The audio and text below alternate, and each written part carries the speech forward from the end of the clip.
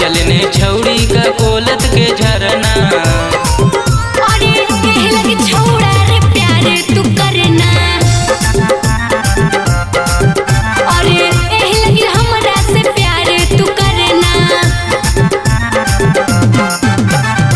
तोरे संग जीना या तोरे संग मरना, तोरे संग जीना या तोरे संग मरना। अरे एह लगी छौड़ा रे प्यार तू करना। अरे एह लगी हमरा से प्यार तू करना।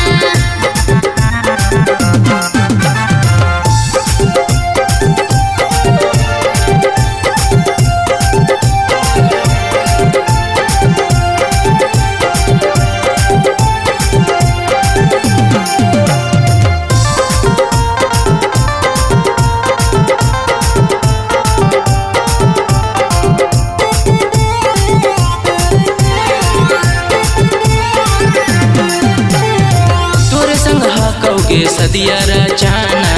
एह खतर करी और छौड़ा बहाना। ढेरे काहे न बुझोई। चलने छौड़ी है यो जे नहाना।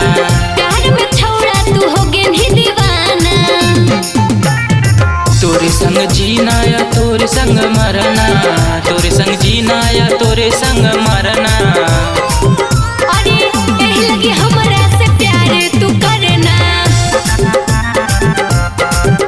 अरे एह लगी हमरा से प्यार तू करना।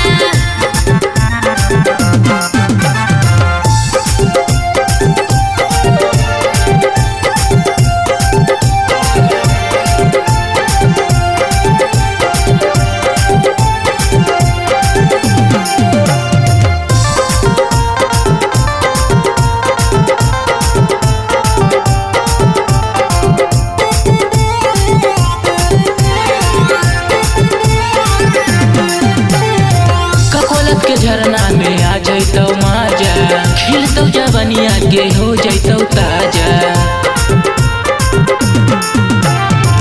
काहे बोलो ही ऐसन तू बात रे। ओ जे कटतै दिन और रात रे। ये रंगदार छौड़ी के क्रॉस नहीं डरना, ये रंगदार छौड़ी के क्रॉस नहीं डरना।